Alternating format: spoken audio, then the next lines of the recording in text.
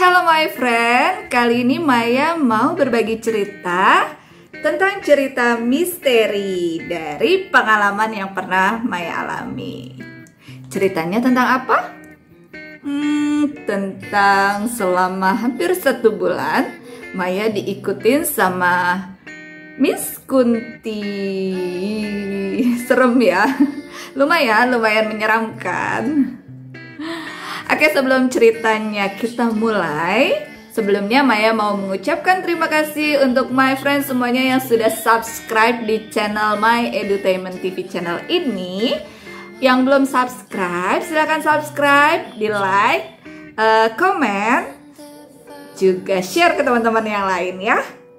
Jadi gini ceritanya, waktu itu Maya lagi ada kerjaan syuting ke daerah Lampung Utara kalau nggak salah ya, apa Lampung Selatan gitu, pokoknya kesana deh, mau ke perbatasan Palembang gitu. Nah di situ di kebun kopi hampir sekitar 1 bulan ya, sekitar 2 minggu lah di situ. Jadi lokasi syutingnya memang perkebunan ya, kebun kopi, dan jarak rumahnya juga cukup jauh. Waktu itu Maya duduk di bawah pohon ngapalin skenario. Di situ ada adegan ya, memang waktu itu sih dapat perannya tuh marah-marah, tapi ada nangis-nangisnya juga, ada sedih-sedihnya gitu. Terus ngapalin dia tuh skenario di situ di bawah pohon. Sebenarnya juga waktu itu ada beberapa orang ya, nggak sendirian gitu. Ngapalin, tawa-ketawa, nangis-nangis gitu kan, marah-marah. Nah ternyata ada yang suka sama Maya, dalam tanda kutip, ikutin deh. Padahal kan sebetulnya waktu belum menyadari tentang spiritual, tentang hal-hal yang kayak gini nih, takut ya, nggak mau namanya ngeliat yang kayak gitu-gitu. Bayangannya itu udah serem deh, udah ngeri gitu. Makanya memang sempat beberapa kejadian di situ tuh ada yang kesurupan di lokasi syuting itu. Menjauh lah Maya waktu itu, kalau ada kejadian kayak gitu pasti langsung menjauh, nggak mau deket-deket. Karena tahu gitu loh, kalau misalnya deket-deket sama yang kayak gitu, aduh bisa kesamber gitu, kayaknya gampang banget untuk melayang gitu, terus takut ikut kesurupan juga. Jadi mendingan menghindari lah. Nah di situ juga home produksi bikin keripik pisang, keripik nangka kayak gitu. Jadinya udahlah mending ke pemukiman penduduk, ikut bantuin bikin kayak gitu, daripada di lokasi yang lagi ada kejadian kesurupan. Terus akhirnya Maya balik ke penginapan. Jadi lokasi syuting sama penginapan itu, meong, ada suaranya masuk, ada si Boni, kucingku. Bentar ya, mama syuting dulu ya.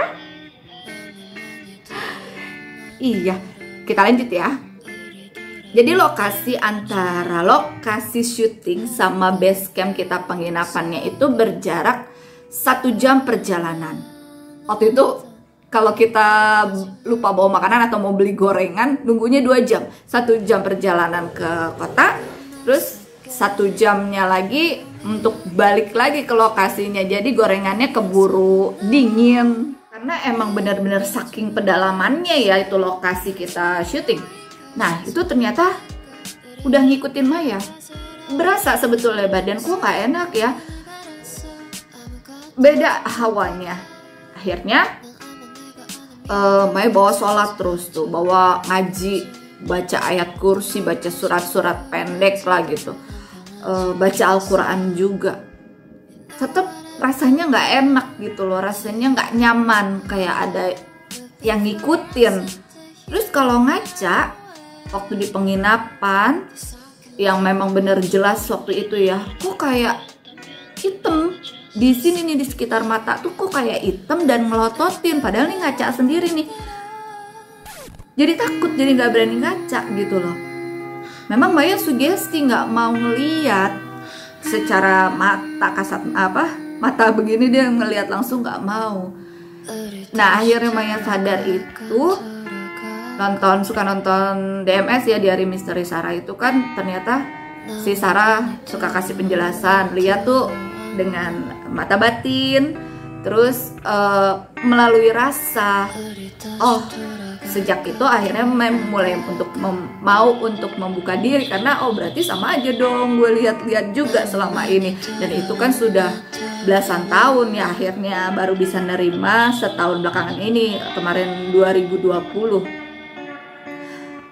Itu kejadiannya sekitar tahun 2001, berarti sudah hampir 20 tahun ya, hampir 20 tahun. Nah, di situ mulai badan rasa nggak enak, mulai kayak ada yang ngikutin terus ngelototin.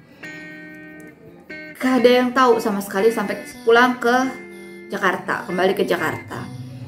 Nah, di situ selama hampir 2 minggu gitu ya, terus juga nggak enak. Kalau lagi sholat di pintu kamar tuh kayak perasaan kayak ada yang duduk yang nungguin, karena dia nggak berani masuk, karena kan sholat ngaji gitu, baca Quran, jadi kayak ada yang duduk gitu kalau atau berdiri di balik pintu. Akhirnya ketahuan itu waktu itu puasa pas bulan Ramadan, berantem sama mama gitu ya kalau nggak salah, terus ngambil pisau mau ngebunuh gitu.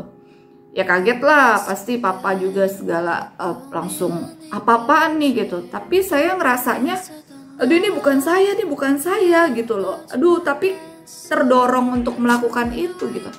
Akhirnya dibawalah tuh ke orang pinter. Baru di situ ketahuan ternyata ada Miss K yang ngikutin, dan itu sudah hampir 1 bulan, karena kan di lokasi syuting sendiri itu 2 minggu. Terus pulang ke rumah baru kejadian ketahuannya itu hampir 2 minggu juga. Barulah tuh ketahuan, dan itu benar-benar bandel banget, gak mau keluar, baca zikiran gitu dia berani ngelawan. Dia katanya ditanyakan ya sama Pak Ustadznya, dia meninggal dibunuh sama suaminya karena dia selingkuh sama pria lain. Itu tahun 59 kejadiannya, dan dia dalam kondisi sedang hamil. Akhirnya dikeluarin deh dari saya. Nah, Pak Ustadznya itu bilang, sebetulnya sih saya bisa gitu loh untuk menolak, menangkal, cuma kan memang nggak paham, nggak ngerti, dan nggak mau terima pada saat itu. Dan itu baru bisa menerima semua itu sekarang melalui review ya, banyak kejadian yang nanti satu-satu saya akan ceritakan di sini.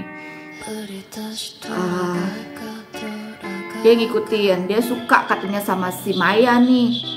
Dia nangis-nangis, dia ketawa-ketawa, dia marah-marah, kasihan, dia bilang gitu. Jadinya ya udah saya temenin aja. Aduh, siapa juga yang mau ditemenin sama kayak begituan. Tidak, itu deh. Pokoknya akhirnya alhamdulillah ketahuan, alhamdulillah bisa ditolong, segera ditolong. Sama Pak Ustadznya dimasukin ke dalam botol, ditutup, disemen, terus dibuang di kali, katanya Pak Ustadz itu. Karena katanya kalau biar nggak ada orang yang buka botolnya, dulu sih bilangnya kayak gitu. Wah, itu beneran pengalaman yang luar biasa. Itu berat badan langsung turun drastis. Makan, tapi nggak tahu kemana tuh makanannya. Jadi berasa emang langsung jadi kurus banget sih waktu itu. Ya gitu deh pengalamannya. Nanti akan ada lagi cerita, didatengin juga sama sesosok di satu gedung di daerah Jakarta. Waktu itu lagi ngintilin pas suami kerja, itu udah menikah kejadiannya. Nanti kita cerita di next episode ya. Oke, my friend, terima kasih sudah mendengarkan cerita Maya, cerita misteri Maya. Sampai ketemu di cerita selanjutnya. Bye bye.